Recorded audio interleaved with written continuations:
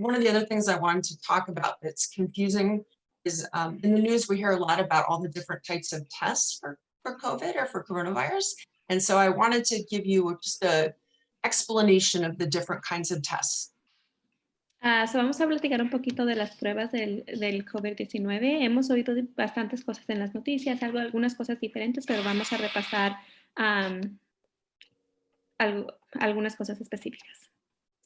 So the test that lots of us heard about first, people talked about putting a Q-tip all the way up till they felt like they were going to touch your brain, is called a PCR test. And it's a very good test.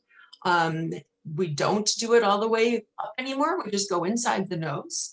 And it's a very good test, but it does take a few days to come back. So uno de los exámenes que son muy comunes es el del Q-tip, la pruebita que ponen adentro de la nariz.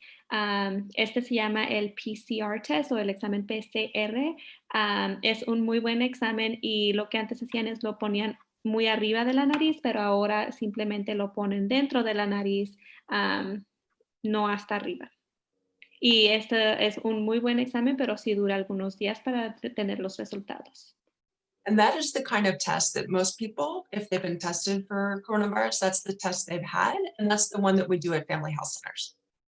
Este es el examen más común que ha tenido la gente y si usted pide uno en el sitio, las clínicas de San Diego, ese es el que le van a dar. There's also a test that's called an antigen test, and that is a test that gives results very, very quickly, but it's not quite as accurate or quite as good as the PCR test. El otro examen o prueba es el Antigen Test o de antígenos. Y los resultados están disponibles mucho más rápido, pero no siempre son tan, you said they're quicker, but they're not always. They're not as accurate. Pero no son tan correctos. You're going to hear more and more about that test because that is a test that that's the one I believe that the NBA was using, and that's what a lot of places use to get a result very quickly, 10 minutes or 15 minutes. And the hope is that's going to be a test that at some point people would be able to do at home and wouldn't even have to go to a doctor to test. They could have a test at home and find out for themselves. So los exámenes de antigen, vamos a hablar un poco, van a empezar a oír un poco más y más de ellos porque la meta es de que estos son pruebas que puedan hacer desde casa, son más rápidos y la esperanza es de que uno tenga acceso a esas pruebas para hacerlas en casa y no tengan que ir necesariamente al doctor. And then the third test is a blood test called an antibody test. And that's a test we use sometimes if someone was sick earlier and we're not sure, maybe they had COVID, but maybe they weren't able to get tested.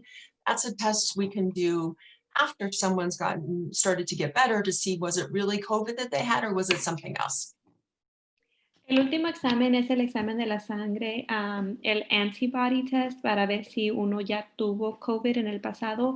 Tal vez uno piensa que pudo haber tenido el coronavirus, piensa que tal vez lo tuvo y no tuvo la oportunidad de hacer el examen, así es que una de las maneras de saber si lo hemos tenido es hacer ese examen de la prueba del antibody.